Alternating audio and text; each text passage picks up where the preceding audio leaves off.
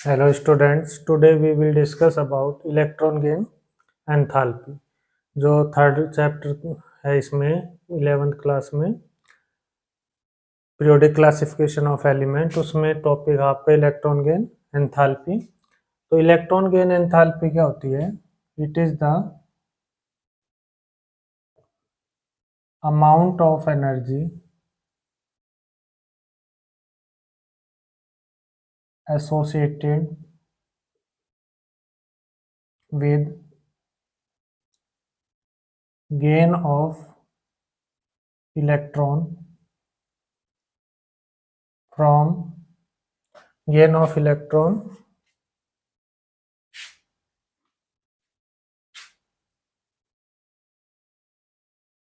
by an isolated gaseous atom। ठीक है, वो एनर्जी जो एसोसिएट होती है जब कोई एक आइसोलेटेड गैसियस एटम इलेक्ट्रॉन को गेन करता है, उस एनर्जी को क्या कहेंगे? अमाउंट ऑफ एनर्जी को इलेक्ट्रॉन गेन एंथैल्पी। ठीक है, या ऐसे भी कह सकते हैं it is the enthalpy change. ठीक है, it is the enthalpy change associated with the gain of electron by an isolated gaseous atom. इसको हम रिप्रेजेंट करते हैं डेल्टा एच ई जी से। इसको क्या कहेंगे? डेल्टा एच ई जी को इलेक्ट्रॉन गेन एंथैल्पी चेंज। ठीक है, तो इलेक्ट्रॉन गेन एंथैल्पी क्या है? It is the amount of energy associated with the gain of electron by an isolated gaseous atom. यह है इलेक्ट्रॉन गेन एंथैल्पी चेंज। एक term आएगी आपकी इलेक्ट्रॉन एफिनिटी। इलेक्ट्रॉन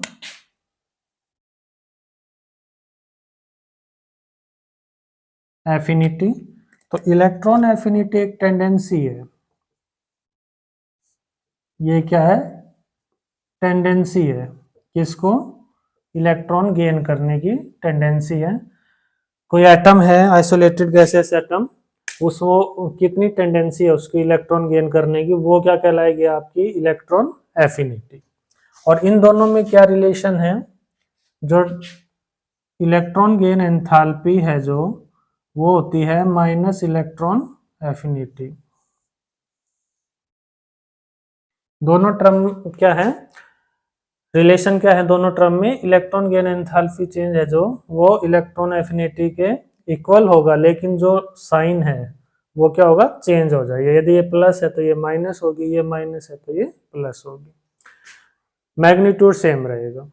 तो इलेक्ट्रॉन गेन एंथैल्पी क्या है? Amount of energy associated with the gain of electron by an isolated gaseous atom. जैसे यहाँ पर ये कोई एटम है, ठीक है, आइसोलेटेड गैसियस एटम, इसने एक इलेक्ट्रॉन लिया, इसके ऊपर नेगेटिव चार्ज आया, ठीक है, और ये जो एनर्जी निकलेगी ये क्या कहलाएगी? आपकी इलेक्ट्रॉन गेन एंथैल्पी। और इलेक्ट्रॉन एफिनिटी, इसकी टेंडेंसी क्या है इलेक्ट्रॉन को गेन करने की, वो कहलाएगी इसकी इलेक्ट्रॉन एफिनिटी। तो इलेक्ट्रॉन गेन एंथैल्पी है जो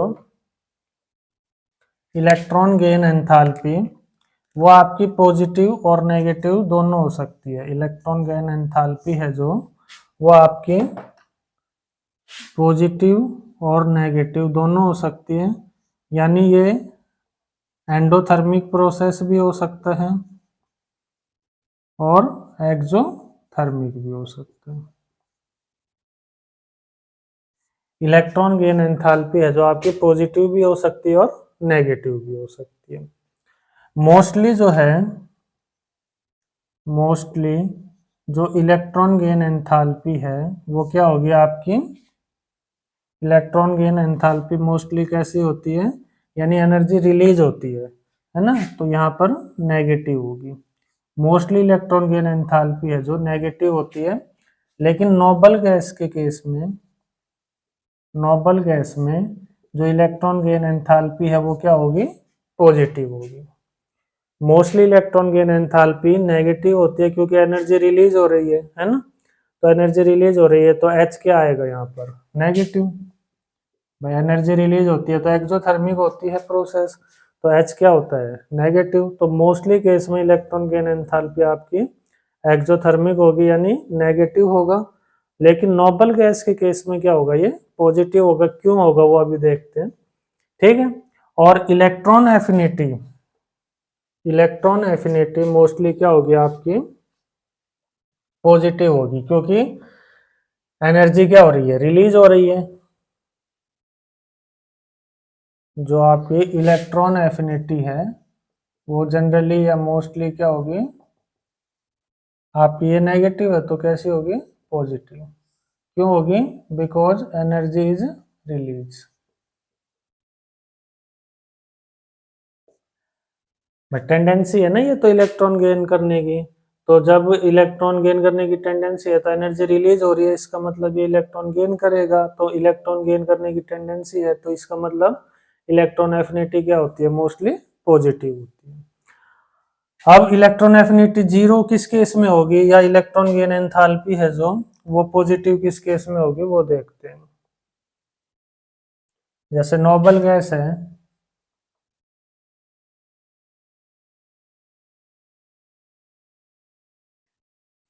एक को ले लो आप, है ना, इलेक्ट्रॉन गेन एंथैल्पी को ले लेते हैं, उसका जो है नेगेटिव हो जाएगा, वो इलेक्ट्रॉन एफिनिटी हो जाएगा, नहीं तो कंफ्यूजन हो जाएगा, ठीक है ना।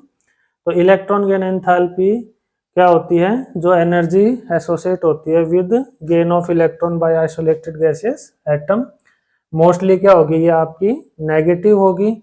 लेकिन जो नोबल गैस है उस केस में क्या होगा, ये पॉजिटिव होगा। अब नोबल गैस में क्या होता है, इलेक्ट्रॉनिक कॉन्फ़िगरेशन देखें नोबल गैस की, तो ये होता है NH2Np6। तो इस केस में क्या है, ये स्टेबल कॉन्फ़िगरेशन है, स्टेबल कॉन्फ़िगरेशन है। तो स्टेबल कॉन्फ़िगरेशन है तो इसमें इलेक्ट्रॉन ऐड करना क्या है, डिफिकल्ट है। ये तो स्टेबल है, ये स्टेबिलिटी क्यों छोड़ेगी, तो इलेक्ट्रॉन को ऐड करना क्या है इसमें, डिफिकल्ट है। तो यहाँ पर इलेक्ट्रॉन को जब ऐड करेंगे तो वो किस में ऐड करेंगे हम, जो हाई एनर्जी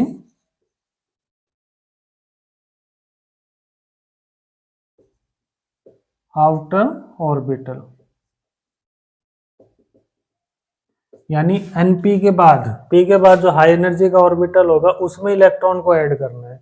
और उसके लिए हमें क्या करना पड़ेगा, ये एनर्जी अनफेवरेबल है तो हमें एनर्जी इसको देना पड़ेगा, तब जाके इलेक्ट्रॉन क्या होगा, ऐड होगा।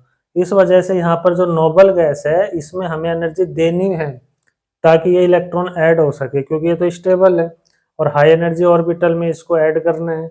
इस वजह से ये एनर्जी अनफेवरेबल है और इस वजह से जो नोबल गैस है उसकी इलेक्ट्रॉन गेन एंथैल्पी है जो वो क्या होती है, पॉजिटिव होती है। नोबल गैस में इलेक्ट्रॉन गेन एंथैल्पी क्या होगी, पॉजिटिव। क्यों होगी पॉजिटिव, क्योंकि इलेक्ट्रॉनिक कॉन्फ़िगरेशन स्टेबल है ना। इलेक्ट्रॉन ऐड करना है तो उसको कहाँ ऐड करना पड़ेगा, हाई एनर्जी आउटर ऑर्बिटल में ऐड करना पड़ेगा, उसके लिए हमें एनर्जी देनी पड़ेगी और इसलिए इलेक्ट्रॉन गेन एंथैल्पी क्या होती है, पॉजिटिव होती है। तो ये याद रखना, मोस्टली जो है इलेक्ट्रॉन गेन एंथैल्पी नेगेटिव होती है, लेकिन नोबल गैस में क्या आएगा, यहाँ पर पॉजिटिव इलेक्ट्रॉन गेन एंथैल्पी होती है, ठीक है। और नोबल गैस में इलेक्ट्रॉन एफिनिटी क्या होगी, इलेक्ट्रॉन एफिनिटी क्या होगी, यहाँ पर जीरो होगी। क्यों होगी जीरो, क्योंकि इलेक्ट्रॉन ऐड, हम इसकी जो एफिनिटी है यानी इसकी टेंडेंसी क्या होगी इलेक्ट्रॉन को ऐड करने की, स्टेबल है, तो इलेक्ट्रॉन करने ऐड करने की टेंडेंसी नहीं है इसमें, तो इलेक्ट्रॉन एफिनिटी क्या होती है इसमें, जीरो होती है। और जो आपका इलेक्ट्रॉन गेन एंथैल्पी कैसी होगी, पॉजिटिव होगी। इसके बाद देखते हैं हम, जो फर्स्ट इलेक्ट्रॉन गेन एंथैल्पी है वो आपकी क्या से होती है, नेगेटिव। जो फर्स्ट इलेक्ट्रॉन गेन एंथैल्पी है वो कैसी होगी आपकी, नेगेटिव, अभी देखा हमने। लेकिन जो सेकंड इलेक्ट्रॉन गेन एंथैल्पी है वो कैसी होगी, पॉजिटिव। मान लो ये ऑक्सीजन है, इसमें एक इलेक्ट्रॉन ऐड करा हमने तो ये O नेगेटिव बन गया, ठीक है। और यहाँ से जो एनर्जी निकली,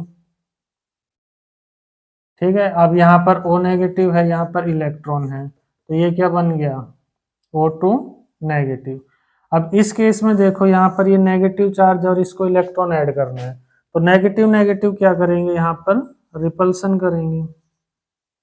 और रिपल्सन करेंगे तो क्या होगा, हमें इसमें एक्स्ट्रा एनर्जी देनी पड़ेगी, तो एनर्जी यहाँ पर ऐड करनी पड़ेगी, क्योंकि जो नेगेटिव नेगेटिव चार्ज है वो रिपल्सन करता है, ठीक है, और रिपल्सन को कम करने के लिए हमें एनर्जी देनी पड़ेगी यहाँ पर, और इस वजह से यहाँ पर जो आपकी इलेक्ट्रॉन गेन एंथैल्पी है वो कैसी हो जाएगी, पॉजिटिव।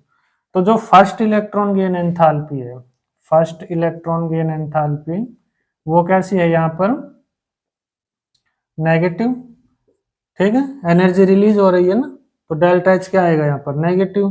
तो first electron gain enthalpy negative है, लेकिन सेकंड इलेक्ट्रॉन गेन एंथैल्पी क्या आएगी आपकी, पॉजिटिव, क्योंकि इलेक्ट्रॉन इलेक्ट्रॉन रिपल्सन कर रहे हैं, तो इलेक्ट्रॉन को हमें ऐड करने के लिए क्या है, एक्स्ट्रा एनर्जी देनी पड़ेगी, और इस वजह से यहाँ पर इलेक्ट्रॉन गेन एंथैल्पी क्या आएगी, पॉजिटिव।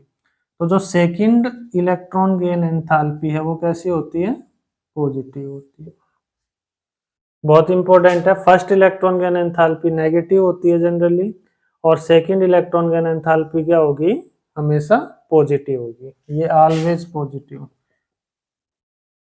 क्यों होगी पॉजिटिव, क्योंकि इलेक्ट्रॉन इलेक्ट्रॉन का रिपल्सन करेगा, इलेक्ट्रॉन को ऐड करने के लिए हमें एनर्जी देनी पड़ेगी, और इस वजह से इलेक्ट्रॉन गेन एंथैल्पी क्या रहेगा, पॉजिटिव। तो first electron gain enthalpy negative होती है, सेकंड इलेक्ट्रॉन गेन एंथैल्पी क्या होगी, पॉजिटिव होगी, ठीक है। लेकिन जब सक्सेसिव इलेक्ट्रॉन गेन एंथैल्पी देखेंगे, मान लो यही है, तो यहाँ पर जो ऑक्सीजन है इलेक्ट्रॉन ओ नेगेटिव, तो इस केस में जो इलेक्ट्रॉन गेन एंथैल्पी है वो कैसी है आपकी, नेगेटिव, यानी जो इलेक्ट्रॉन गेन एंथैल्पी है फर्स्ट, यहाँ पर ये लिख देते हैं, फर्स्ट इलेक्ट्रॉन गेन एंथैल्पी वो कैसी होगी, नेगेटिव। लेकिन जब यहाँ पर एक इलेक्ट्रॉन ऐड करेंगे तो यहाँ पर O2 नेगेटिव बनेगा। अब इसमें जो सेकंड इलेक्ट्रॉन गेन एंथैल्पी है वो कैसी होगी आपकी, पॉजिटिव, ठीक है। और जो इनका सम होगा, फर्स्ट इलेक्ट्रॉन गेन एंथैल्पी और second electron gain enthalpy, first electron gain enthalpy और सेकंड इलेक्ट्रॉन गेन एंथैल्पी ये हमेशा कैसा आएगा, पॉजिटिव आएगा, ठीक है। तो फर्स्ट इलेक्ट्रॉन गेन एंथैल्पी आपकी नेगेटिव होती है, सेकंड आपकी पॉजिटिव होगी, ठीक है।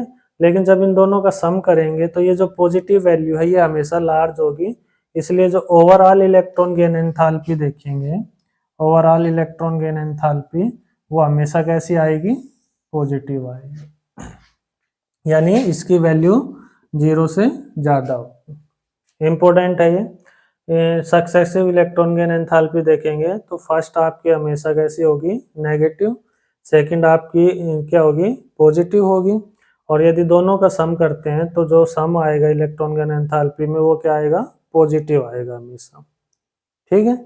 और इसका उल्टा कर दो, यदि इलेक्ट्रॉन एफिनिटी पूछे तो फर्स्ट इलेक्ट्रॉन एफिनिटी आपकी क्या होगी, पॉजिटिव, और सेकंड इलेक्ट्रॉन एफिनिटी हमेशा क्या होती है, नेगेटिव, और इनका जब सम करेंगे, ठीक है, इलेक्ट्रॉन एफिनिटी का, तो ये हमेशा कैसी आएगी, नेगेटिव आएगी। तो यदि इलेक्ट्रॉन गेन एंथैल्पी पूछे तो हमेशा पॉजिटिव आएगी, और यहाँ पर इलेक्ट्रॉन एफिनिटी पूछे तो हमेशा नेगेटिव आएगी, इसको ध्यान रखना, ठीक है, क्योंकि दोनों का साइन क्या होता है, अलग होता है ना। यदि ये H electron gain enthalpy positive है तो इलेक्ट्रॉन एफिनिटी क्या होगी आपकी, नेगेटिव, और यदि इलेक्ट्रॉन गेन एंथैल्पी नेगेटिव है तो इलेक्ट्रॉन एफिनिटी क्या होगी, पॉजिटिव होगी। तो ये ध्यान रखना, ठीक है। First electron gain enthalpy generally कैसी होती है, नेगेटिव, और सेकंड हमेशा क्या होगी, पॉजिटिव होगी, क्योंकि रिपल्सन होगा यहाँ पर। इसी तरह सक्सेसिव इलेक्ट्रॉन गेन एंथैल्पी यदि सम करेंगे तो हमेशा क्या आएगा, यहाँ पर इलेक्ट्रॉन गेन एंथैल्पी पॉजिटिव आएगी, और electron affinity, first electron affinity कैसी होती है आपकी, पॉजिटिव होती है, क्योंकि एनर्जी रिलीज हो रही है, टेंडेंसी होती है एटम की इलेक्ट्रॉन गेन करने की, ठीक है। लेकिन जो सेकंड इलेक्ट्रॉन एफिनिटी है वो कैसी होगी आपकी, नेगेटिव होगी, ठीक है। क्यों होगी नेगेटिव? क्योंकि भाई इसमें इलेक्ट्रॉन ऐड करेगा तो ये पर यहाँ पर क्या आ गया, नेगेटिव चार्ज आ गया ना यहाँ पे। अब इस नेगेटिव चार्ज में इलेक्ट्रॉन ऐड करना क्या होगा, मुश्किल होगा, है ना। तो इसकी टेंडेंसी नहीं है इलेक्ट्रॉन को ऐड करने की, इस वजह से ये रिपेल करेगा। इस वजह से इलेक्ट्रॉन एफिनिटी क्या होगी आपकी, नेगेटिव होगी। तो ये जो है आपका पॉइंट, ये ध्यान रखना, यहाँ पर पॉजिटिव और यहाँ पे negative.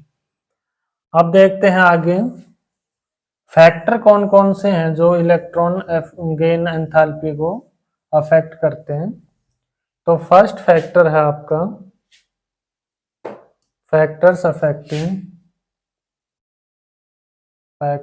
Affecting electron gain enthalpy. तो फर्स्ट फैक्टर है आपका एटॉमिक साइज। तो एटॉमिक साइज जितना ज्यादा होगा, इलेक्ट्रॉन गेन एंथैल्पी है जो, वो एटॉमिक साइज के क्या होते हैं, इनवर्सली प्रोपोर्शनल। भाई जितना ज्यादा एटॉमिक साइज होगा किसी एटम का, तो उतनी कम क्या होगी, इलेक्ट्रॉन गेन करने की टेंडेंसी होगी, क्योंकि न्यूक्लियस से डिस्टेंस बढ़ जाएगी ना। मान लो यहाँ पर ये है, यहाँ पर ये है, तो ये न्यूक्लियस से डिस्टेंस बढ़ रही है आउटर सेल की, है ना। तो यहाँ पर इलेक्ट्रॉन ऐड करेंगे तो रिपल्सन क्या होगा, ज्यादा होगा, तो इलेक्ट्रॉन आसानी से ऐड कर सकते हैं। यहाँ पर जैसे ही साइज बढ़ गया तो इलेक्ट्रॉन, ये न्यूक्लियस और इलेक्ट्रॉन के बीच में डिस्टेंस बढ़ गई आउटर सेल में, तो आउटर सेल में तो इलेक्ट्रॉन को ऐड करना है। तो जब डिस्टेंस बढ़ गई तो इसका अट्रैक्शन इस इलेक्ट्रॉन से क्या होगा, लेस हो जाएगा, और इस वजह से जो आपका इलेक्ट्रॉन गेन एंथैल्पी है वो क्या होगी, डिक्रीज होगी।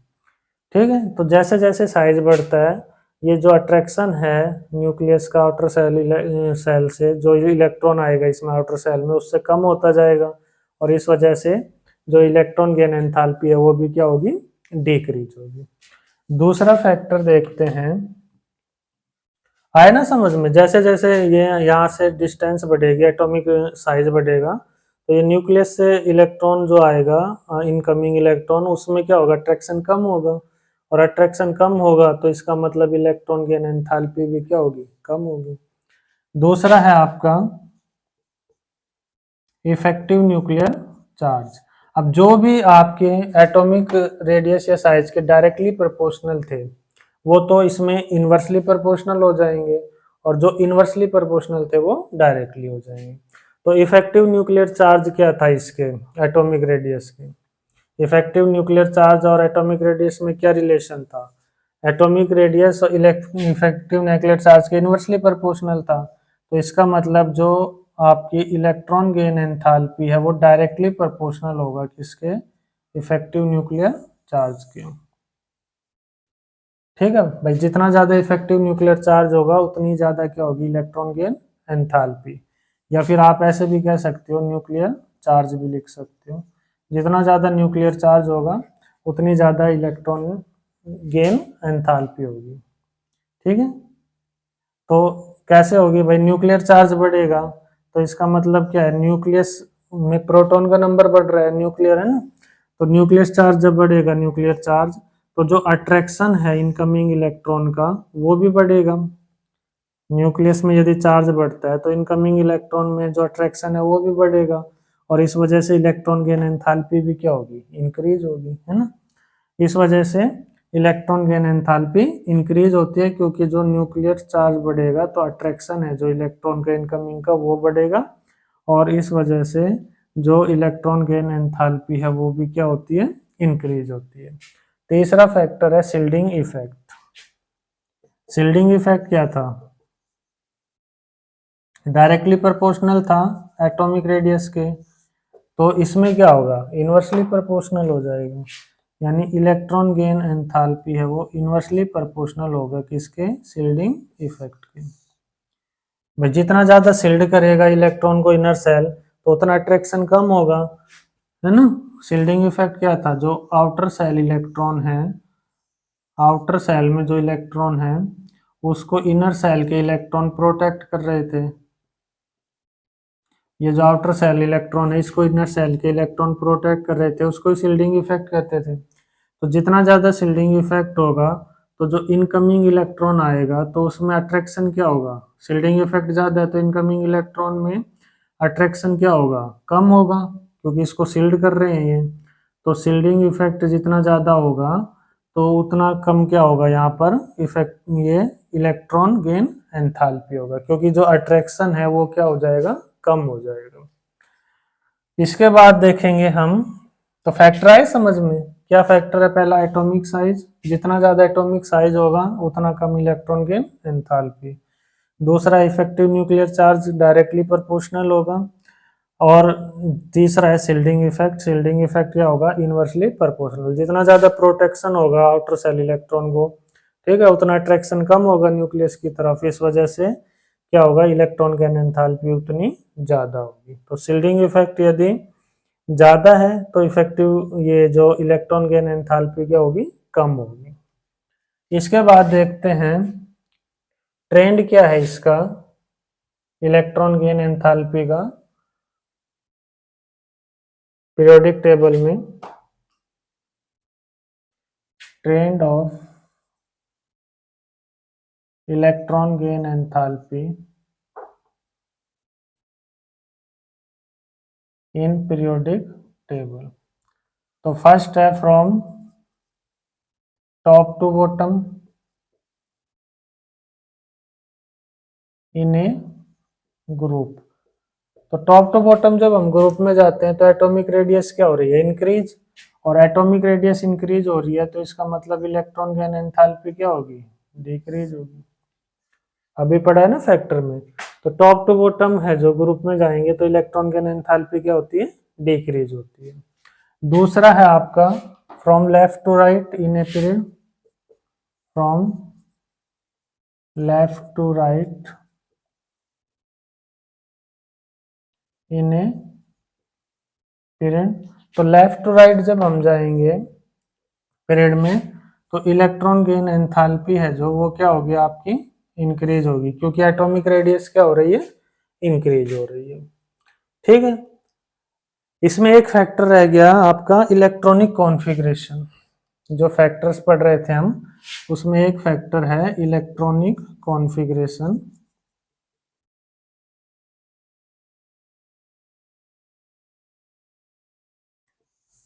तो देखिए electronic configuration electron gain enthalpy को कैसे इफेक्ट करती है भाई। जो मोस्ट स्टेबल कॉन्फ़िगरेशन है वो क्या, कौन सी होगी, फुल्ली फिल्ड। जो फुल्ली फिल्ड इलेक्ट्रॉनिक कॉन्फ़िगरेशन है या जो हाफ फिल्ड इलेक्ट्रॉनिक कॉन्फ़िगरेशन है वो कैसी होती हैं, स्टेबल होती हैं। और जब स्टेबल होंगी तो इलेक्ट्रॉन को ऐड करना क्या होगा, मुश्किल होगा, है ना। तो मोस्टली जो फुल्ली फिल्ड इलेक्ट्रॉनिक कॉन्फ़िगरेशन होती है उनमें इलेक्ट्रॉन गेन एंथैल्पी है जो वो ऑलमोस्ट क्या होती है, पॉजिटिव होती है।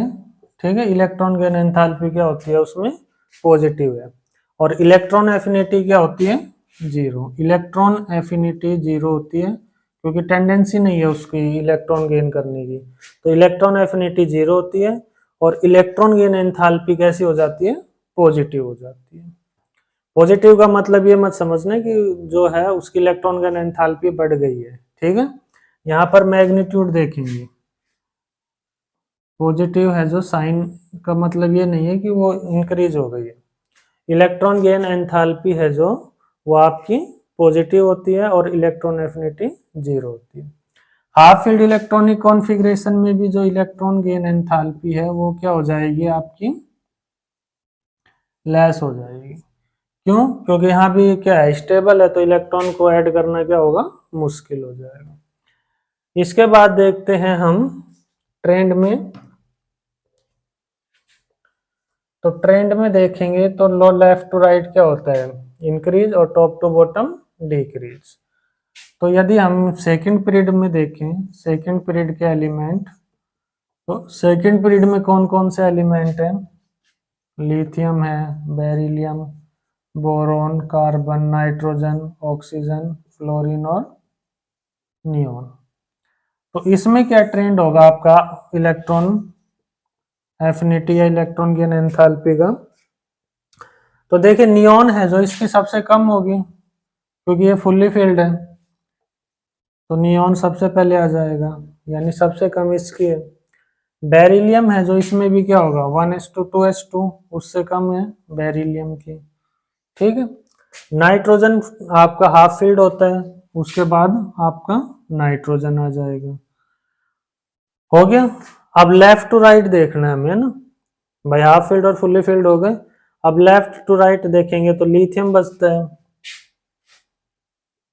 उसके बाद बोरोन, फिर आपका कार्बन, फिर ऑक्सीजन और फ्लोरीन, ये बचेगा। ये लिख दिया हमने। पहले फुल्ली फील्ड का नियॉन सबसे कम होगी, फिर बेरिलियम, और फिर हाफ फील्ड होगा नाइट्रोजन। उसके बाद जो बचा लिथियम, बोरोन, कार्बन, ऑक्सीजन और फ्लोरीन। अब इस केस में लिथियम और जो आपका बोरोन है इसमें भी देखेंगे तो लिथियम देखिए 1:2:2s1 है, और बोरोन क्या है 1:2:2s2 2p1 है। ठीक है। तो एक इलेक्ट्रॉन जब ये गेन करेगा लिथियम, तो ये क्या बना देगा 1:2:2s2, और ये जब गेन करेगा तो 1:2:2s2 2p2। तो ये है आपकी स्टेबल हो रही है कॉन्फ़िगरेशन, है ना। तो इस वजह से जो इसमें स्टेबल कॉन्फ़िगरेशन आने की वजह से जो लिथियम है इसकी टेंडेंसी क्या होगी इलेक्ट्रॉन को गेन करने की, ज्यादा होगी एज कंपेयर टू बोरोन। तो इस वजह से आपका यहाँ पर लिथियम की जो electron gain enthalpy, electron affinity है, वो लार्ज होती है एज कंपेयर टू बोरोन। तो यहाँ पर बोरोन आ जाएगा और यहाँ पे लिथियम आ जाएगा। तो ये ऑर्डर होगा आपका सेकंड पीरियड में। ठीक है। इंपॉर्टेंट आपका नियॉन सबसे कम होगा, फिर बेरिलियम, फिर नाइट्रोजन। यहाँ पर क्या है लिथियम एक इलेक्ट्रॉन गेन करेगा तो इसके स्टेबल कॉन्फ़िगरेशन हो जाएगी, इस वजह से इसकी टेंडेंसी है जो इलेक्ट्रॉन को एक्सेप्ट करने की वो क्या होगी, ज्यादा होगी एज कंपेयर टू बोरोन। फिर आपका कार्बन, फिर ऑक्सीजन और फिर फ्लोरीन, यानी सबसे ज्यादा इलेक्ट्रॉन एफिनिटी किसकी होगी, फ्लोरीन की होगी सेकेंड पीरियड में। इसके बाद एक क्वेश्चन ये बहुत आता है आपका,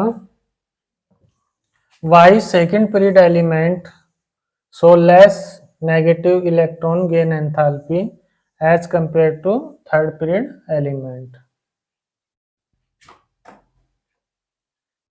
वाई, या तो ये आएगा fluorine so less electron gain enthalpy as compare to chlorine. ठीक है। या फिर यहाँ पर साइन लगा के भी देगा, why fluorine so less negative, ऐसे लिखा मिल जाएगा, less negative electron gain enthalpy as compare to chlorine. या फिर ऐसे आएगा वाई सेकंड पीरियड एलिमेंट, क्योंकि फ्लोरीन किस में है, सेकंड में, why second period element so less negative electron gain enthalpy as compare to third period element.